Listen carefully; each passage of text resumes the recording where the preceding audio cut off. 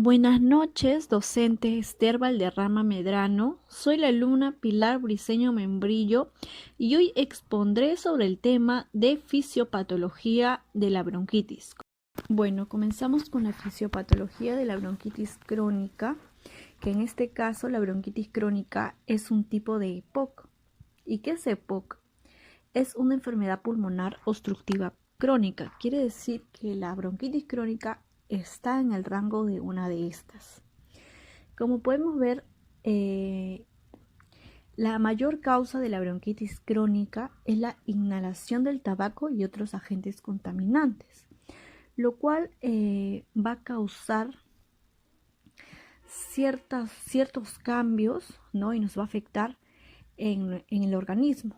Entonces podemos ver que los irritantes bronquiales en el aire van a causar, el punto número 1 es la parálisis ciliar de las células de la mucosa respiratoria, ¿no? Lo cual va a ocasionar una retención de las secreciones del moco por las células caliciformes, lo cual va a incrementar enormemente el riesgo de otras infecciones secundarias.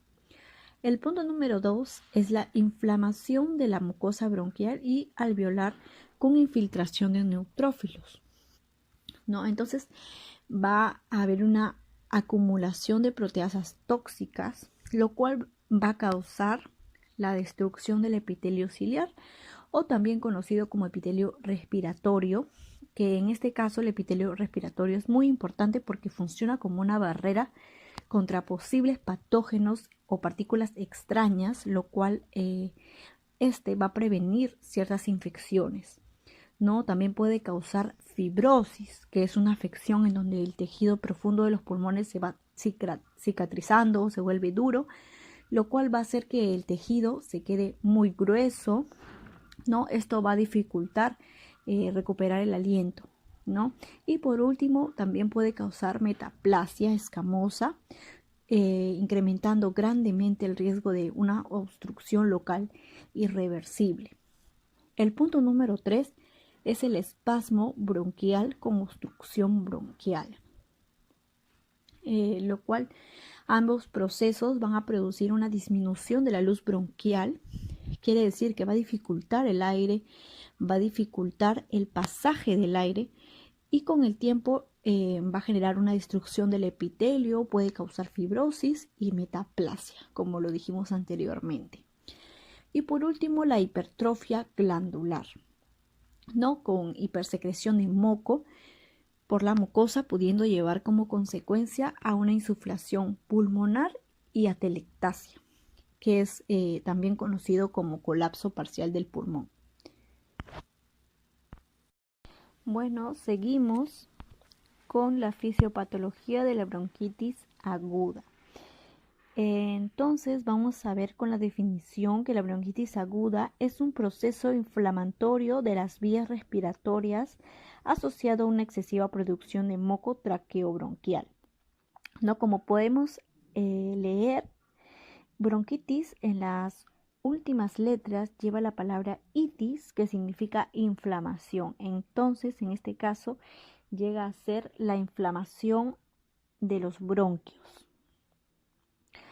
Como podemos ver en su fisiopatología, existe un aumento de tamaño de las glándulas, existe una hipertrofia del músculo liso, una disminución de los cilios, el cuarto es el difícil diagnóstico etiológico y por último una sobreinfección bacteriana.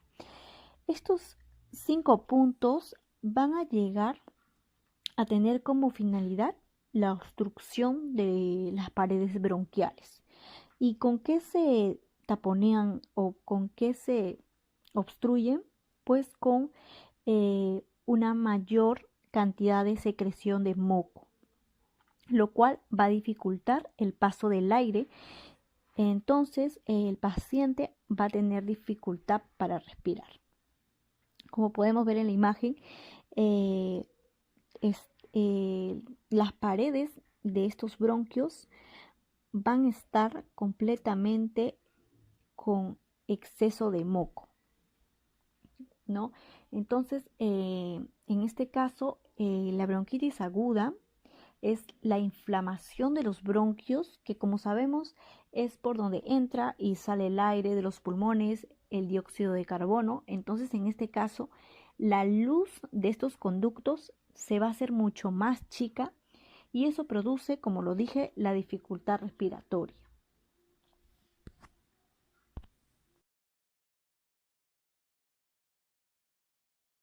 Bueno, ahora seguimos con la explicación de los signos y síntomas de la bronquitis.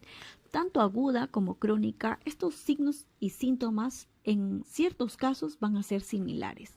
Así que la bronquitis aguda, como podemos ver, es que los síntomas consisten en dolor de garganta, agotamiento, quiere decir que la persona va a sentirse cansada, fiebre, dolores en el cuerpo, congestión, goteo nasal, vómitos y en ciertos casos diarrea, ¿no? Como sabemos, todos los organismos son distintos y no sabemos qué signos y síntomas especialmente van a tener. El principal síntoma de la bronquitis aguda es la tos persistente, que en este caso puede ser con mucosidad, con esputo o sin esputo, que puede durar entre 10 a 20 días.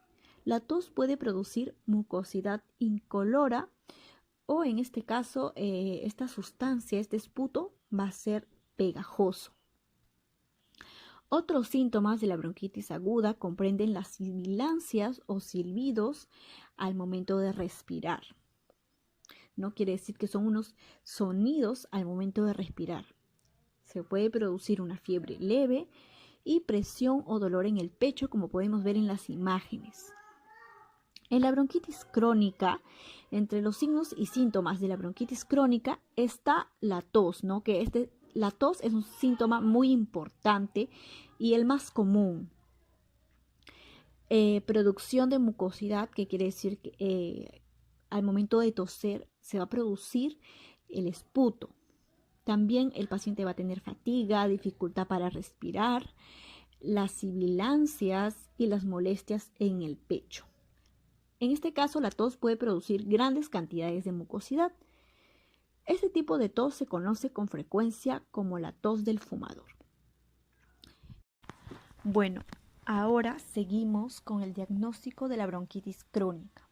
Para hacer un diagnóstico de la bronquitis crónica, la tos y la producción excesiva del moco deben haber ocurrido durante 3 meses o más de 3 meses, al menos durante 2 años consecutivos, y no deberse a ninguna otra enfermedad o afección. Quiere decir que pues se debe diagnosticar que realmente sea bronquitis crónica y no otra enfermedad pulmonar. Los exámenes para diagnosticar la bronquitis crónica abarcan en el número 1, que son las pruebas de función pulmonar o PFP.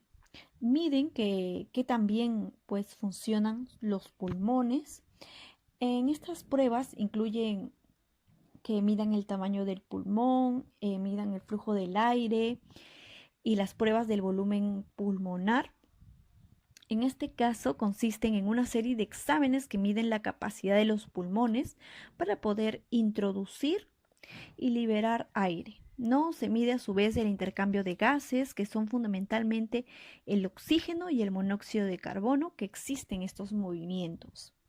El segundo examen es la gasometría arterial, que quiere decir que es una técnica de medición respiratoria invasiva que nos va a permitir en una muestra de sangre arterial determinar el pH, determinar las precisiones arteriales de oxígeno y el dióxido de carbono. En el tercer examen para diagnosticar la bronquitis crónica podemos ver la radiografía del tórax. Pues en esta radiografía no sirve mucho para poder detectar la bronquitis, pero sí para poder descartar la neumonía. El cuarto examen es la oximetría del pulso, o más conocido como pulsiómetro, ¿no? En este caso es un aparato médico que mide de manera indirecta la saturación de oxígeno en la sangre, ¿no?, del paciente. Tenemos al TC del tórax o tomografía computarizada del tórax, que es un examen de diagnóstico por imágenes para poder detectar las enfermedades. Penúltimo, tenemos la prueba de esfuerzo, que la prueba de esfuerzo, ¿no? Como podemos ver en la imagen, determina principalmente si la capacidad de una persona para poder hacer ejercicio es completamente normal o está reducida, ¿no? Y si la reducción se debe a problemas del corazón o problemas pulmonares o a la falta de condición física. El último examen que se realiza es el conteo sanguíneo completo o CSC. Es una prueba de detección que se utiliza para diagnosticar y manejar numerosas enfermedades. Como sabemos, es un análisis de sangre que mide muchos componentes y características de la sangre. Diagnóstico de la bronquitis aguda. La bronquitis aguda se diagnostica usualmente realizando una historia médica y un examen médico. Durante la exploración física, el médico utilizará el estetoscopio para escuchar atentamente los pulmones mientras el paciente respira. ¿No? En el examen físico, el paciente puede aparentar estar completamente normal o podemos encontrar taquipnea, que es una respiración acelerada, taquicardia, que es el corazón acelerado, puede presentar fiebre, puede presentar sibilancias, que quiere decir que son sonidos como pitido al momento de respirar, y otros sonidos pulmonares que son anormales. En el diagnóstico de bronquitis aguda, como mínimo la tos debe de ser por más de 5 días y se debe de diagnosticar que la tos no sea por otra enfermedad y debe de ser completamente por la bronquitis aguda. En ciertos exámenes se realizan el rayos X de tórax, los exámenes de sangre, la oximetría digital, los cultivos de las secreciones nasales y de garganta y los exámenes de funcionamiento pulmonar. Bueno, continuamos con el tratamiento de la bronquitis crónica. Entonces, el paciente debe de realizar ciertos cambios en el estilo de vida, tales como si el paciente es fumador, ya que es la principal causa de la bronquitis crónica, debe de dejar de fumar, ya que es lo más importante que puede hacer para tratar la bronquitis crónica, y evitar el humo de segunda mano. Quiere decir evitar también inhalar cierto humo del tabaco y otras sustancias tóxicas. Solicitar también a su profesional de salud un plan de alimentación que satisfaga sus necesidades nutricionales. También pregunte cuánta actividad física puede hacer, ya que es dependiendo de cada paciente. No ciertos, algunos pueden necesitar más actividad física que otros, ¿no? Se van a realizar o dar medicamentos tales como los broncodilatadores, que en este caso van a relajar los músculos alrededor de las vías respiratorias. En este caso, la mayoría de los broncodilatadores usan un inhalador. El segundo punto es las vacunas contra la gripe y la neumonía neumocócica.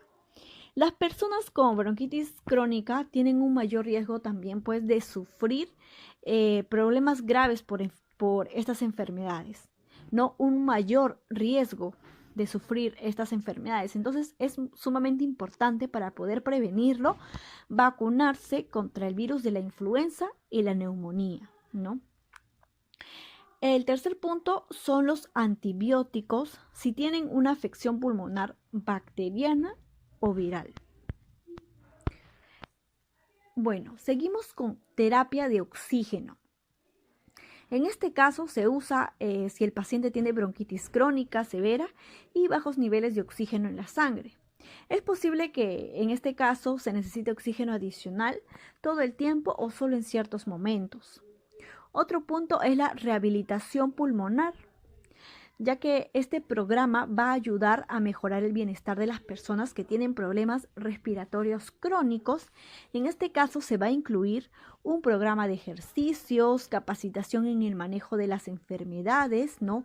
Se va a capacitar a la persona para que pueda, pues, prevenir ciertas enfermedades que posiblemente no las conocía. Asesoramiento nutricional para que el paciente fortalezca su sistema inmunológico y consejería psicológica.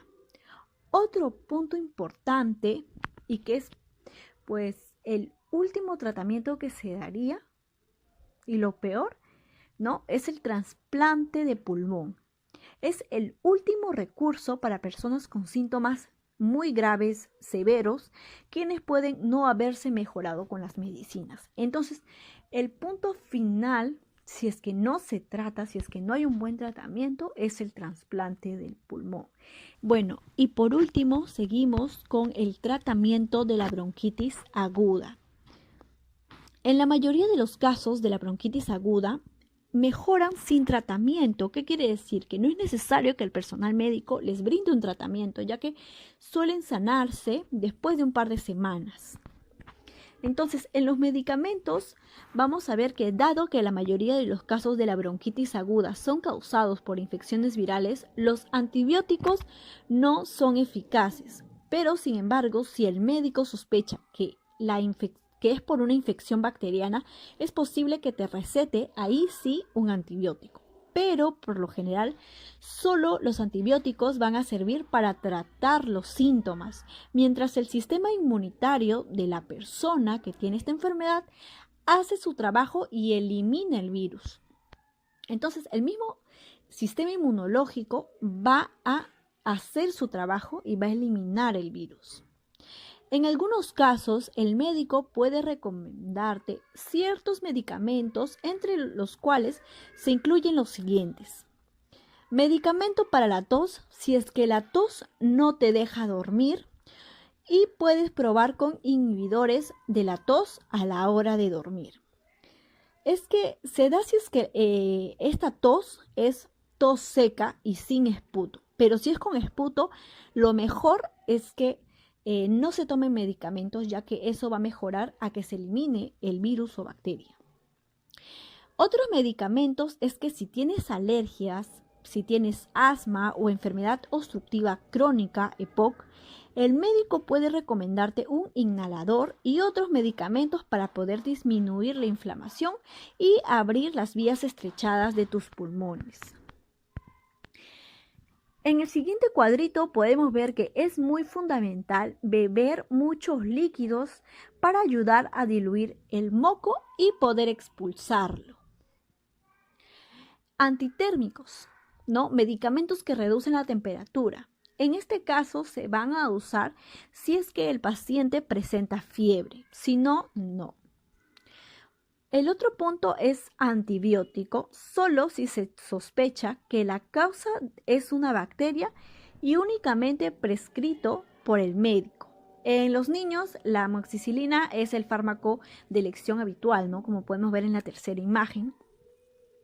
Y por último, los inhaladores, ya que es el tratamiento que se administra a través de la vía respiratoria. Esto va a hacer que pues se respire mucho mejor, ¿no? Como podemos ver en la imagen, ese es un bronquio normal a comparación del bronquio inflamado, ¿no? Está completamente obstruido, lo cual no deja pues tener una respiración adecuada, ¿no?